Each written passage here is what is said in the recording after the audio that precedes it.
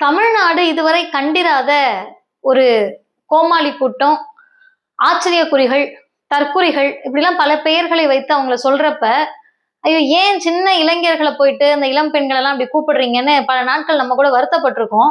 அந்த வருத்தத்துக்கான அடிப்படை என்னன்னு கேட்டா, இவர்கள் கேள்வி கேட்பதற்கான அந்த அளவுக்கு சிந்தனை தெளிவு இல்லாமல் இருப்பதை பயன்படுத்தி கொள்ளக்கூடிய RSS மனநிலை கொண்ட, பிஜேபி மனநிலை கொண்ட, கலவரத்தன்மை பொருந்திய, விஷமத்தனமான, இன்னும் என்ன வார்த்தைகள் வேணா நீங்க போட்டுக்கலாம், அந்த அளவிற்கு மோசமான சிந்தனை கொண்ட பல முதல் கட்ட, இரண்டாம் கட்ட தலைவர்களை கொண்ட தாவேகா கூடாரம் தமிழ்நாடு இதுவரை கண்டிராத ஒரு அநாகரிக அரசியலை, அருவருப்பான அரசியலை செய்வதற்கு தொடங்கி இருக்கிறது.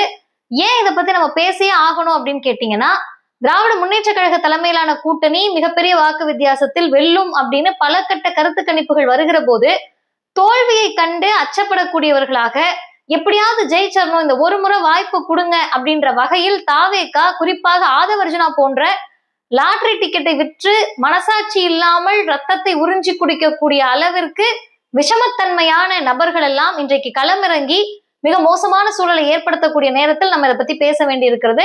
அதே நேரத்தில் இளைஞர்கள் யார் பக்கம் இருக்க வேண்டும்ன்ற சிந்தனை தெளிவை கொடுக்க வேண்டிய கடமை நமக்கு இருக்கிறது. தமிழ்நாட்டினுடைய முதலமைச்சர் இன்றைக்கு காலை மேற்கொண்டிருக்கக்கூடிய பிரச்சாரம், அதற்கு முன்பாக தமிழ்நாட்டினுடைய பள்ளிக்கல்வித்துறை அமைச்சர் அண்ணன் அன்பில் மகேஷ் பொய்யாமொழி அவர்கள் வெளியிட்ட மிக அற்புதமான ஒரு வீடியோ. இந்த இரண்டில் எந்த தமிழ்நாட்டு இளைஞர்களுக்கு வேண்டும், இந்த இரண்டில் தமிழ்நாட்டினுடைய பிள்ளைகளுக்கு எது வேண்டும் அப்படின்றதை முடிவு செய்வதற்கான ஒரு வீடியோ தான் இது. வீடியோ முழுமையா பாருங்க. மிக முக்கியமான ஒரு புத்தகத்தையும் இந்த வீடியோல நான் அறிமுகம் செய்ய இருக்கிறேன்.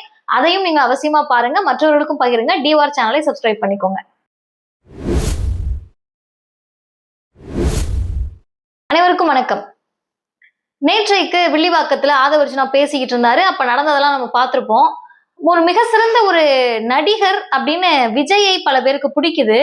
ஆனா விஜய் பல நேரங்களில் ஐயோ நடிப்பு சரியில்லையே, நல்லா செட் ஆகலையே அப்படின்ற படங்கள்லாம் இருக்கு. ஆனா இந்த ஆதவர்ஜுனா அப்படின்ற நபருக்கு அப்படிலாம் கிடையாது.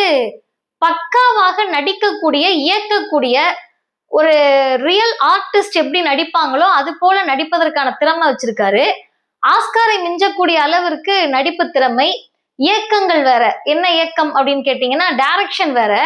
என்ன மாதிரியான டைரக்ஷன் கேட்டீங்கன்னா, எனக்கு நினைவு இருக்கு, கோன்னு ஒரு படம் வந்துச்சு. அந்த படத்தை நம்ம எல்லாம் பார்த்திருப்போம், நான் கூட பார்த்திருக்கேன், நீங்களும் கண்டிப்பா பார்த்திருப்பீங்க. ஏன்னு கேட்டா அது பரபரப்பாக பேசப்பட்டுச்சு. இப்படி பாருங்க, அப்படி இருக்கும் அரசியல், இப்படி இருக்குன்னு எடுத்திருக்காங்கன்னு சொல்லிட்டு.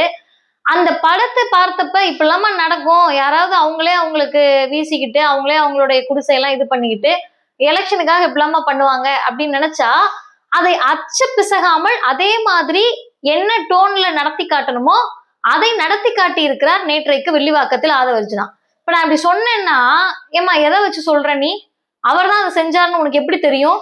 நேத்து பாட்டில் வீசுறாங்கன்னு சொன்னா அது தாவேகா ஆளுங்களே வீசிக்கிட்டாங்களா?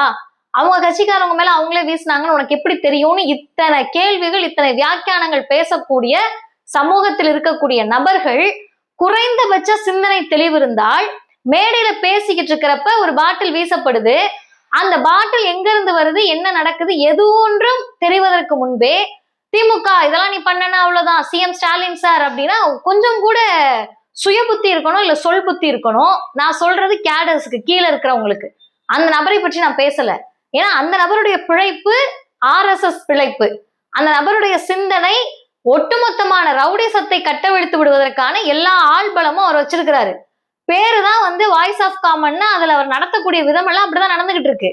எப்படி நீங்க மேடையில ஏறி ஒரு கலவரத்தை தூண்டக்கூடிய, ஒரு பதட்டத்தை தூண்டக்கூடிய வகையில் தேர்தல் ஆணையம் விதிமீறல்கள், விதிமுறைகள் எல்லாம் நடைமுறையில் இருக்கிற போதே நீங்க எப்படி இப்படி பேச முடியும்?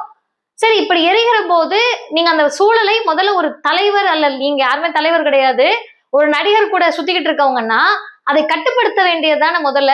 அதை ட்ரிகர் பண்ணி விடக்கூடிய அளவில் இதை திமுக தான் செஞ்சதுன்னு எப்படி கண்டுபிடிச்சீங்க? யார் கண்டுபிடிச்சாங்க? காவல்துறை நடவடிக்கை எடுத்து அவங்க என்ன விசாரிச்ச பிறகுதான் அது தெரியும். தெரிவதற்கு முன்னால் உங்களுக்கு எடுத்த உடனே இந்த சொல் வருது. ஏன் உங்களுக்கு அப்ப எதிரி திமுக மட்டும்தானா? அப்ப நீங்க பிஜேபி உங்க கொள்கை எதிரின்னு சொன்னது பொய்யா? பிஜேபி கலவரத்தின் மறுபெயரே RSS தானே. பல இடங்களில் மதவாத கலவரத்தை ஏற்படுத்திய கட்சி தானே பிஜேபி. அவங்க மேல உங்களுக்கு ஏன் சந்தேகம் வர மாட்டேங்குது? ஏன் அந்த கேள்வி வர மாட்டேங்குது? ஏன்னா உங்க முதலாளியே பகச்சிக்க முடியாது. அதிமுகவை நோக்கி அந்த கேள்வி போக மாட்டேங்குது. அப்ப திட்டமிட்டு நீங்களே இது ஒவ்வொன்றையும் ஒரு கூட்டத்திலும் கலவரத்தை தூண்டி அதன் மூலமாக அரசியல் ஆதாயம் அடையக்கூடிய RSS மாடல், பிஜேபியினுடைய மாடல் தான் தாவேகா பின்பற்றுகிறது. குறிப்பாக இந்த நபர் அதை பின்பற்றுகிறார். எப்படி சொல்றோம்னு கேட்டீங்கன்னா, சம்பந்தம் இல்லாமல் ஒரு தேர்தல் பிரச்சாரத்தில் என்னென்ன பேச வேண்டும், என்னென்ன பேசக்கூடாதுன்றது நடைமுறை. செய்ததை பேசுவோம், இதை செய்வோம்னு பேசி ஓட்டு கேட்பாங்க. இப்ப புதுசா வர கட்சினா இதை செய்வோம், இதை செய்வோம்னு ஓட்டு கேட்பாங்க. இந்த ஆட்சியில் இதெல்லாம் சரியா நடக்கலன்னு கூட சொல்லி விமர்சிச்சுதான் ஓட்டு கேட்பாங்க. ஆனா இது எது ஒன்றும் இல்லாமல் அடிப்படை சிந்தனையின்றி, புத்தியின்றி இருக்கக்கூடியவர்களை எப்போதுமே உணர்ச்சி வயப்பட வைத்து அந்த இளைஞர்களுடைய அந்த அனலை, அந்த சூட்டை அப்படியே பத்தி எரிய வச்சு நாளைக்கு அவங்க பொது சமூகத்தில் இருக்கக்கூடிய மனிதர்களை பார்த்து எப்படி நடந்து கொள்ள வேண்டும் அப்படின்ற அடிப்படை ஒழுக்கமற்றவர்களை உருவாக்கக்கூடிய வேலைதான் விஜய், ஆதவர்ஜுனா போன்றவர்களுக்கா? கரூர் சம்பவத்துக்கு உடனே வராங்களே, கரூர் சம்பவத்தில் உண்மையாக என்ன நடந்தது கொஞ்சம் நம்ம டீட்டெயில்டா போக வேண்டாம். இந்த வண்டி இவ்வளவு பெருசு இருக்கே, இத பின்னாடியே நிப்பாட்டுப்பான்னு காவல்துறை அவ்வளவு சொல்றாங்க, கேட்காம கூட்டத்துக்குள்ள போறீங்க. அறிவியல் ரீதியாகவும் கணித ரீதியாகவும் இல்ல உங்களுக்கு புத்தி இருந்தாலே நீங்க போய் அங்க நிக்கிறப்ப அந்த கிரௌடு என்ன ஆகும், பின்னாடி தள்ளுவாங்க, நெரிசல் ஏற்படும். இவ்வளவு சிக்கல் இருக்கின்ற அடிப்படை அறமின்றி, அறிவின்றி, உங்களுடைய நாயக போதைக்காக, நடிக போதைக்காக, சினிமா போதைக்காக, உங்க தனி நபருடைய ஈகோவுக்காக, நான் எவ்வளவு பெரிய ஆள் தெரியுமான்னு காட்டுறதுக்காக 41 பேர் செத்ததை கூட கண்டுக்காம ஓடின விஜய், அவருக்கு ஒட்டு உதவக்கூடிய ஆதவர்ஜுனா, அவருக்கு பிளான் போட்டு ஸ்கெட்ச் போட்டு கொடுக்கக்கூடிய நீங்கள்லாம் இப்படி எப்போதுமே கலவர மனப்பான்மையோடு இருந்தால் இதை என்னவென்று சொல்லுவது? உண்மையாகவே நியாயமாக உங்களுக்கு கூட்டம் நடத்துறதுல ஒரு சிரமம் இருக்கு. அதை நீங்க சட்ட ரீதியாக அணுகுவதற்கு அறிவு வேணும், சட்ட அறிவு வேணும், இல்ல அடிப்படை அறிவு வேணும். அதுவும் இல்லாம எங்க தலைவருக்கு பாதுகாப்பு வேணும்னு உள்துறை அமைச்சருக்கு கடிதம் எழுதுறதுக்கு பதிலா மணிப்பூர் ஆளுநருக்கு கடிதம் எழுதியிருக்கீங்க. யாரு என்ன எது என்ன ஒண்ணுமே தெரியாம நீங்கள் தமிழ்நாட்டு அரசியலினுடைய அசிங்கமான பக்கங்களில் ஒருவர். ஏன் இவ்வளவு நமக்கு கஷ்டமா இருக்கு அப்படின்னு கேட்டா, கோபத்தில் வெளிப்படக்கூடிய வார்த்தைகள் இல்ல, இது வருத்தத்தில் வரக்கூடிய வார்த்தைகள். கொஞ்சம் கூட ஒரு நாகரிக அரசியலை, அறிவு சார்ந்த அரசியலை நடத்துறீங்களா நீங்க? இவங்களுக்கு ஏன் அது வரமாட்டது தெரியுமா? எப்போதும் திமுகவை மட்டுமே எதிரியாக நினைத்து அந்த பிம்பத்தை கட்டமைக்கிறோம் நீங்க நினைக்கிறீங்க. ஆனா அதில் ஒரு இளைஞரோ இல்ல ஒரு பெண்ணோ கொஞ்சம் உட்கார்ந்து நிதானமா யோசிச்சு நீங்க என்ன செய்றீங்கன்றத சிந்திச்சாங்கன்னு வச்சுக்கோங்க, உங்களுக்கு அந்த கத்தலும் இல்ல, அந்த கூச்சலும் இல்ல, அந்த விசில் சத்தமும் இல்ல, எல்லாம் அடங்கி போயிடும். படத்தில் தெரிவதா இது? அரசியலுக்காக எதை வேண்டாலும் செய்து விட்டு யார் மீதாவது பலி போட்டு விட்டு அதை வைத்து அரசியல் ஆதாயம் அடைவதற்கு. இன்னைக்கு ஒரு வீட்லயே போய் வில்லிவாக்கத்துல கேட்கிறாரு, இந்த ஒரே ஒரு முறை எனக்கு ஓட்டு போடுங்க, ஒரே ஒரு முறை ஓட்டு போடுங்க. இதை நீங்க வீதி வீதியா வந்து கேட்கறீங்கல்ல, இப்படி கேட்கின்ற போது அந்த மக்களை சந்திக்கிறீங்கல்ல, உங்க தலைவர், உங்களுக்கு தலைவர் விஜய் வீதிக்கு வர என்றைக்கு தயாரா இருந்திருக்கிறாரு? அவரை மக்கள் ஏத்துக்கலன்னா நீங்க ஏதாவது ஒரு பதட்ட நிலையிலே மக்களை வச்சிருப்பீங்களா? அப்ப நீங்கள் யார் என்பதை எக்ஸ்போஸ் பண்ணணும்ன்றதுக்காக தான் பேராசிரியர் ஒருவர், அவருடைய பெயர் ராஜ் இருதயா, ஏற்கனவே டிவார் சேனலில் இவருடைய புத்தக வெளியீட்டில் நம்ம பேசின உரை இருக்கு, வாய்ப்பு இருக்கவர்கள் திரும்ப பாருங்க. நிச்சயமாக நாம் பார்க்க வேண்டிய ஒரு காணொளி இந்த நூல். 41 உயிர்களும் தமிழரின் தன்மானமும். இவர் கட்சிக்காரர் கிடையாது, உடனே ஒரு திமுக காரன்னு சொல்லிடக்கூடாது. தமிழ்நாட்டு நலன் மீது, தமிழ்நாட்டு இளைஞர்களுடைய நலன் மீது அக்கறை கொண்ட ஒரு பேராசிரியர் எப்படிப்பட்ட ஒரு நாயக வெறியால், நடிக போதையால் இளைஞர்களை சீரழித்துக் கொண்டிருக்கிறார். நடிகர் விஜயோடு இருக்கக்கூடிய இப்படி போட்பட்ட நபர்கள் எல்லாம் அரசியல் என்ன பண்ணிட்டு இருக்காங்கன்னு புட்டு புட்டு வச்சிருக்கிறாரு. உளவியல் ரீதியாக, பண்பாட்டு ரீதியாக இந்த நூல் இருக்கிறது. டிராவிடியன் ஸ்டாக் பதிப்பகம் தான் அதை வெளியிட்டு இருக்காங்க. வாய்ப்பு இருக்கவங்க வாங்கி படிங்க. எலெக்ஷன் நேரத்துல கூட நம்ம ஏன் இதையெல்லாம் பற்றி பேசி கொண்டிருக்கிறோம் அப்படின்னா, திசை மாற்றக்கூடிய வேலை. உண்மையா நம்ம எதை தெரியுமா பத்தி பேசியிருக்கணும்? இன்னைக்கு நான் டிவார்ல வந்த உடனே எதை தெரியுமா நிகழ்ச்சியா பேசியிருக்கணும்? பூலாங்குடின்னு ஒரு கிராமம், அந்த கிராமத்தினுடைய பெயர் கூட பல பேருக்கு தெரிந்திருக்கிறாரு. ஒரு நரிக்குறவர் காலனி அங்க இருக்கான். குறிப்பாக இந்த சமூகத்தை எப்படி ஒரு பொது சமூகம் பார்க்கும்ன்றத நம்ம நாள்தோறும் பார்த்திருக்கோம். இங்க சென்னையில லோக்கல் ட்ரெயின்ல போறப்பயோ, பஸ்ல போறப்பயோ, நடந்து போறப்பயோ அந்த சமூகத்திலிருந்து வரக்கூடிய அந்த குழந்தைகள் முதல் கொண்டு இந்த பொது சமூகத்தினுடைய பார்வை அவர்கள் மீது என்னவாக இருந்திருக்குன்னு நம்ம பார்த்திருக்கோம். ஆனா அந்த சமூகம் நிச்சயமாக கல்வி அறிவு பெற்று, வேலை வாய்ப்பு பெற்று, நாங்களும் மனிதர்கள் அப்படின்றத நிரூபிப்பதற்காக பல ஆண்டு காலமாக போராடி கொண்டிருக்கிறார்கள். அவங்க கையில கல்வி கிடைத்தால் எவ்வளவு பெரிய மாற்றங்கள் வரும்ன்றதுக்கு சின்ன எடுத்துக்காட்டு, தமிழ்நாட்டினுடைய மாதிரி பள்ளிகளுடைய போட்டோ எக்ஸிபிஷன் நடத்துனாங்க. அதுல சிறப்பு விருந்தினராக நம்ம போனோம். அங்க போய் பார்த்தா போட்டோ எக்ஸிபிஷன் எல்லாம் பார்த்துட்டு அந்த குழந்தைங்களே எடுத்த படம் ஒரு குழந்தை சொல்றாங்க அவங்க நரிக்குறவர் காலனில இருந்து வந்திருக்காங்களாம். தமிழ்நாடு அரசினுடைய மாதிரி பள்ளி மாடல் ஸ்கூல்ல படிக்கிறாங்க. அந்த பிள்ளைதான் நாளைக்கு பல குழந்தைகளுக்கு மாடலா இருக்க போறாங்க.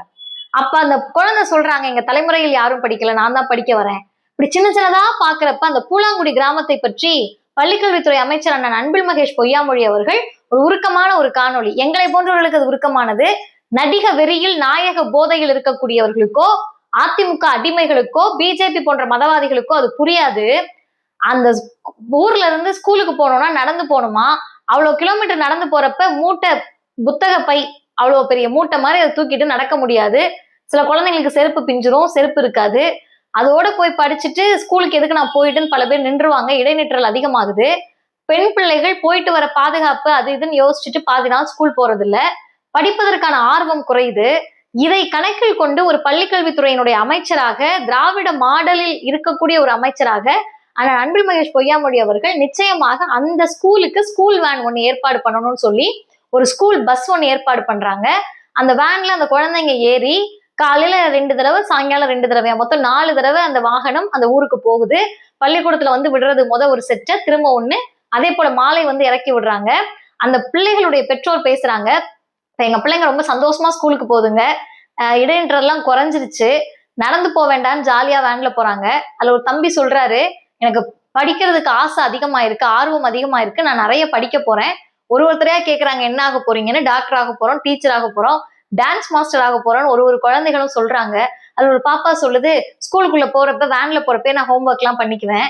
அந்த அம்மா சொல்றாங்க, அவங்களுடைய பெற்றோர் காலையிலேயே அங்க சாப்பாடு, மதியம் அங்க சாப்பாடு, ஸ்கூல் வேனு, இதை விட என்னங்க வேணும், எங்க பிள்ளைங்க அழகா ஸ்கூலுக்கு போயிட்டு வருது, இதை செய்து கொடுத்த அமைச்சருக்கு நன்றி. நினைச்சு பாருங்க, அந்த சமூகத்திலிருந்து ஒரு குழந்தை நாளைக்கு மருத்துவராகவோ, இன்ஜினியராகவோ, டீச்சராகவோ, வக்கீலாகவோ, போலீஸாகவோ, அரசு பணியில் அதிகாரியாக உயர்கிற போது ஒட்டுமொத்த சமூகத்தை மாற்றுவதற்கான திட்டங்களை பார்த்து பார்த்து கொஞ்சம் கொஞ்சமா இன்ச்சா செய்யறாங்க. அதைதான் தமிழ்நாட்டின் முதலமைச்சர் ஷேர் பண்ணி தமிழ்நாட்டினுடைய வளர்ச்சியில் ஒருவரையும் பின்தங்க விட மாட்டோம்ன்றதை சாதித்து காட்டி இருக்கிறோம்னு போடுறாரு. யோசிச்சு பாருங்க, எல்லா பக்கமும் கல்வி, வேலை வாய்ப்பு, வளர்ச்சி, நம்ம பேச்செல்லாம் இதை பத்தியே இருக்கு. இன்னொரு பக்கம் கலவரம்னு பிஜேபி ஆர்எஸ்எஸும் பேசுது. அதுக்கு கத்துக்குட்டிகள் மாதிரி, அவங்களுடைய கங்காரு குட்டிகள் மாதிரி உட்கார்ந்துகிட்டு ஆதவர்ஜுனா போன்ற தாவேக்காவினுடைய கத்துக்குட்டிகள் எல்லாம் இப்படி பண்ணிக்கிட்டு இருக்காங்கன்னா இவங்களுடைய நோக்கம் என்ன? கவனச்சிதறலை ஏற்படுத்துவது, திசை மாற்றுவது, அதன் மூலமாக மடைமாற்றி அரசியல் ஆதாயம் அடைவது. இதெல்லாம் தமிழ்நாட்டு மக்கள் தெளிவானவர்கள் பார்த்து கொண்டிருக்கிறார்கள். இன்னைக்கு காலையில முதலமைச்சர் திருச்சியில தேர்தல் பிரச்சாரத்துக்கு போறாரு, இறங்கி அப்படியே மார்க்கெட்ல நடந்து போறாரு. மக்கள் வந்து அவங்க பாட்டு, பெண்கள் வந்து கை கொடுக்குறாங்க, ஆண்கள் வராங்க, வயதான அம்மாக்கள் கையை பிடிச்சுக்கிறாங்க, கையை எடுத்து கும்பிடுறாங்க, பார்ப்பதற்கு அவ்வளவு அழகாக இருக்கு. போறாரு, ஒரு டீ கடையில டீ குடிக்கிறாரு தமிழ்நாட்டினுடைய முதலமைச்சர். இவருக்கு கேட்டா அந்த நடிகர் விஜய்க்கு பாதுகாப்பு இல்லையா, வீட்டுக்குள்ளேயே உட்காந்துக்கிட்டு என்னைக்காவது வெளியே வந்தா ஐயோ வீட்டுக்குள்ளே இருந்தது வெளியே வந்துருச்சுப்பான்னு பார்க்கதான் வருவாங்க. வீதியில் இறங்கி மக்களோடு ஒரு வாரம் இருந்தீங்கன்னா உங்க திரை கவர்ச்சி விலக போகுதுன்னு எத்தனை பேர் சொல்லியிருக்காங்க இது வரைக்கும்? இது எது ஒன்றும் தெரியாமல் இல்லை, தெரிஞ்சே செய்யறாங்க, வீம்புக்கு செய்யறாங்க. தமிழ்நாட்டினுடைய இந்த அரசியலில் இருக்கக்கூடிய இந்த மாண்பை, பண்பை சீர்குலைப்பதற்காக செய்கிறார்கள். ஏன் தெரியுமா? அதிமுகவுக்கும் திமுகவுக்கும் ஒரே தொகுதியில பல பிரச்சனை இருக்கும். நீ நின்னா நான் வந்து திரும்ப சண்டை போடுவேன்ற ஊர்லாம் கூட இருக்கும். இதை விட பயங்கரமான ஒரு பதட்ட சூழல் எல்லாம் தேர்தல் நடந்திருக்கு. ஆனா அப்போ கூட இந்த கட்சிக்காரவங்க எங்க மேல இதை வீசிட்டாங்க, அந்த கட்சிக்காரவங்க எங்க மேல இதை வீசிட்டாங்க, பாட்டில் வீசிட்டாங்க, வன்முறையை தூண்டிட்டாங்கன்னு சொல்லி அதிமுகவுக்கும் திமுகவுக்குள்ள இப்படி ஒரு கலாச்சார சீர்கேடான, பார்ப்பதற்கே அருவருப்பான அரசியலை தாவேக்காவை போல, நடிகர் விஜயை போல, ஆதவர்ஜுனாவை போல யாரும் செய்வது இல்லை, செய்ததில்லை. இப்ப நீங்க செய்வது அப்படின்றது உங்க கட்சிக்காரவங்களுக்கு மட்டுமல்ல, ஒட்டுமொத்த தமிழ்நாட்டுக்குமான அசிங்கம் தாவேக்கா. அப்ப அந்த இளைஞர்களை பற்றி நான் ஏன் சொல்லலைன்னா, அவர்கள் பரிதாபத்துக்குரியவர்கள். இப்ப யாராவது வந்து நான் பேசிக்கிட்டு இருக்கப்ப என்னை அப்படியே ஹீரோவாக்கணும், பரபரப்பா என்னை ஒண்ணு பண்றாங்கன்னா நல்லா இருக்கே அப்படின்னு பண்ணக்கூடிய இளைஞர்கள் அவர்கள். பாருங்க, உங்களுக்கு எதிரி வந்துட்டாங்க, திமுக வந்துட்டாங்கன்னா அந்த விசில் அடிச்சு அடிக்கிறது பெரிய விஷயமா? எதிரியை வீழ்த்துவதற்கு நம்ம அறிவை பயன்படுத்தினா இவங்க ஊன்னு சத்தத்தை போட்டுட்டு விசில பயன்படுத்திட்டு இருக்காங்க. இதையெல்லாம் தயவு செய்து கணக்கில் எடுத்துக்கொள்ளுங்கள். அங்க இருக்கக்கூடிய யாராவது அறிவார்ந்த இளைஞர்கள் இருந்தா அவங்களுக்கு இதை பகிருங்க, கொஞ்சம் யோசிப்பான்னு சொல்லுங்க. வேற ஒண்ணுமே பண்ண வேண்டாம், நீ பேச வேண்டாம், எழுத வேண்டாம், குரலை உயர்த்தி கத்த வேண்டாம், யோசிங்க, சிந்திங்க.